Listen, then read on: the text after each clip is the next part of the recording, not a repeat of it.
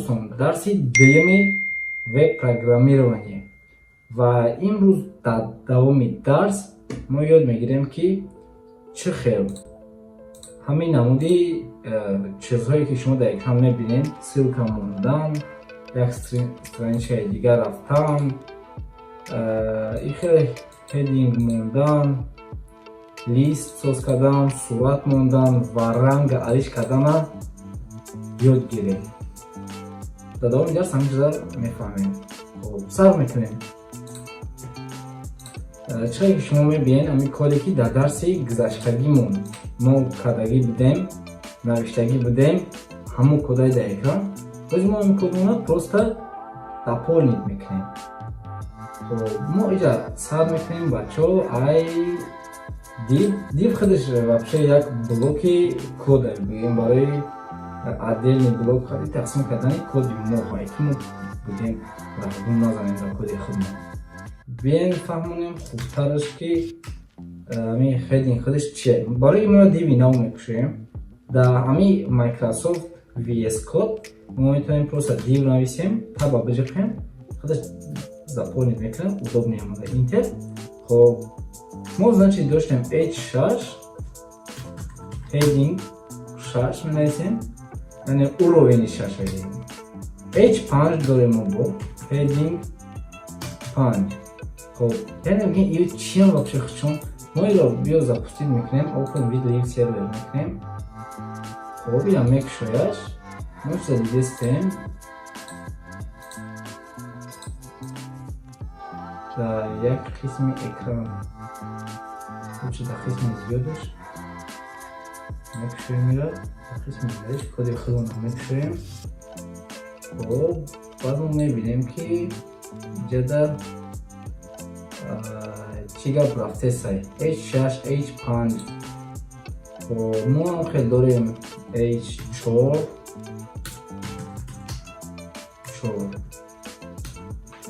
дорем H3 heading 3, HD heading 2. Последний H1 ки уже навиштагишем. Хоб яъне ё ҳар кадомаш уровень қатъиян хел майда шуда рафта мегирад, то 6 уровень дорад. шашум шашмо мебинед ай текст обычнида майдатарай. Ё фақат барои заголовок мондан, яъне ном мондан ягон қисми ами страница. Хуб давом метем. Давомаш бачаҳо як диви нав мекушам. хай ман мехостам шумо да фаҳмонам ки вообще список ба тоҷикӣ чӣ мешавад. Ман мехостам шумо да фаҳмонам ки чӣ хел рӯйхат созем. Яъне ду намуди рӯйхат сохтан дорад. Рӯйхат яъне список мешавад. Дар давоми дарс ман список мегӯям. Хоб мо ду намуди тег дорем. Якумаш UL таба меҷақем пайдо мешавад. UL ай калимаи unordered list, яъне ҳарфҳои аввал яъне unordered list, яъне рӯйхати бетартиб. Бетартиб ба маъное ки рақами 1 2 3 4 5 6 ихеле гуфтани гап нест. ҳамаш як чизае. баъди UL шудан давомаш мерава ай ли Bruce Lee never list item, яъне бигем ягон элементи ҳамин рӯйхати мо. ҳоз мо дар кодмо менависем, хубтар мефаҳмем. менависем мо якум ам хелӣ мекушоем, бо дуюм менависем, боли мекушоем, сеюм.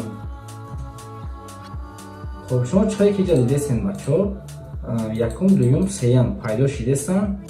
хоб иҷада чи фақат як нуқтачаи сиёҳ хати ишора кардагиам ки то есть ами рӯйхатам не ки якум дуюм сеюм рақам қатъӣ нест ку, то есть фақат гапи навиштагии мое.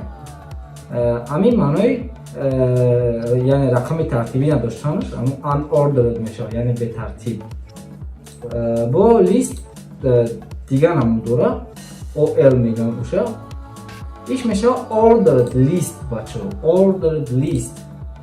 яъне ordered list маънош рӯйхати ба тартиб списке ки тартиб дорад порядковый номер дорад вот 1 2 3 значит OL рақам пайдо мешавад UL рақам надорад вообще хуб и сохтани список теги навбатӣ ки ман шумо дар фаҳмондании бачо теги img меган и тег барои дар страница дар саҳифа сурат монданай яъне баъд як чиз дига ки img тегие ки теги маҳкамшавӣ надорад то есть ҳар як теги мо ихе кушода мешавад слеш хати маҳкам мешавад теги img вообще маҳкам намешавад ягон хел то есть просто теги тамом барои ки теги мо просто сурата меёрам намона хел ягон текст дар бар намегирад خب ما می‌نویسیم img و srs یعنی کلمه source انگلیسی گرفتگی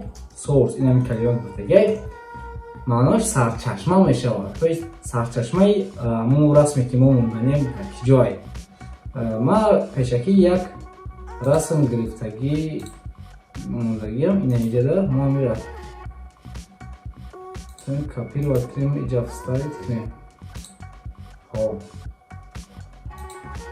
خب اینجا вставить кардем ин ами сурати мо мера мо монданиам то есть вақте ки ҳар дашта як папка ҷойгирад метавонем просто ҳаминҷода номи сурата қати форматаш обязательно нависем so пик вақте ки менависем уже худаш мебарад дар болоям бижақем тамом сурати мо пайдо шуд бачо бо инҷода alt дора яъне alt барои ча alt бачо инҷода нишон наметавонад просто так нишон наметавонад яъне мо метавонем инҷа нависем ки расми барномасоз хоб вақте ки ҳолати мешава интернет то охир хушрӯ кор намекунад ва страницаи мо вақте ки ягон кас медорад сайти мо ами сурат загрузка намеравад скачат намешавад до телефони ва сурата нишон наметад дар ин ҳолат ба ҷои сурат фақат ами текста нишон метад тамом баъд одами донадагӣ мефаҳмад ки значит инҷода расми барномасоз будааст боз як чиз дига бачо ма фаҳмондани бидам шумо да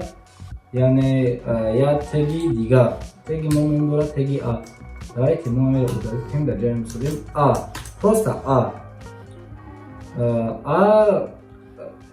ссилка сохтанай барои ссилка сохтанай яъне мо а менависем ки ман намедонам ссилка ба тоҷикӣ чӣ мешавад ростига ссылка менависем инҷода мо дар страница мебинем вот просто ссылка пайдо шудагиай инҷа мо барое ки мисол ссылка шавад менависем ки пайванд ссылка ба тоҷикӣ пайванд мечиде но это не важно так ҳарф менависем вақте ки навиштем уже ссылка мешавад шумо мебинед инҷа уже ранги ссылка буромадагиад то есть дар боло шумо мишка дига хел мешавад мо метавонем ки дар ҳамин ҳарф бинависем google.com ва вақте ки мо ссилкара уже дар болош меёре поёмда мебинем ки мебурад google ва вақте ки мо дар болои меҷақем cannot get вот ихе мебурад барои чӣ барое ки ссилкаи мо то есть ягон ҷое нест ки google.com равад барое ки google биравад мо насамаи метавонем нависем https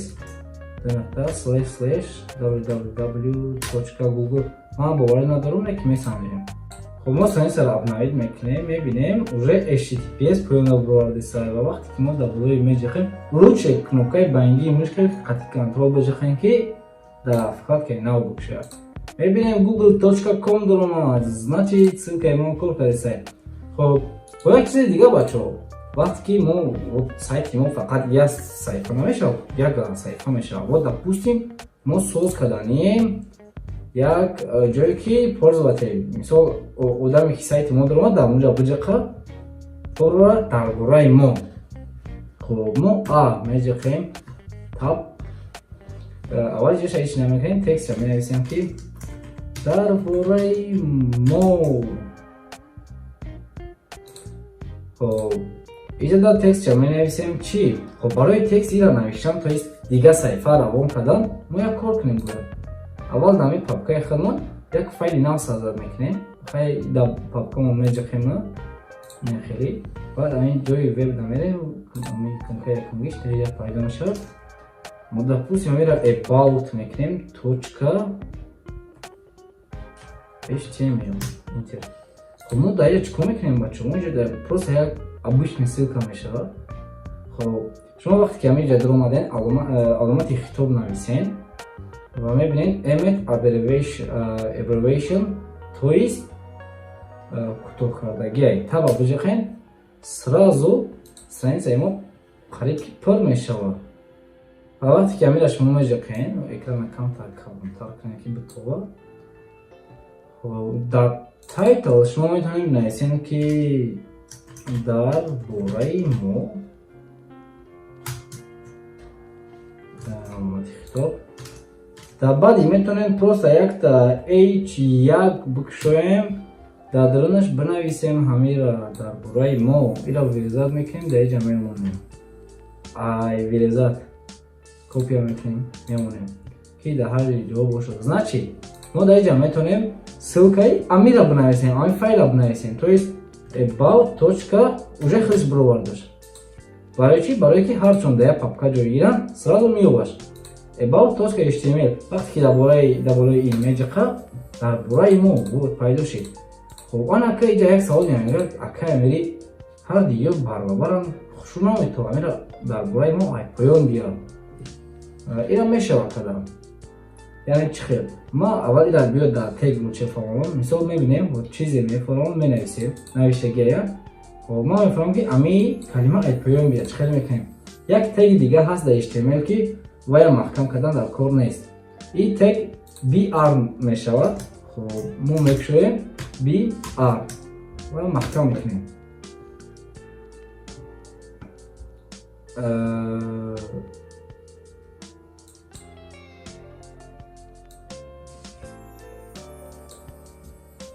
یگان چیز پایان اومد ما میتونیم بود دیجا BR نویسیم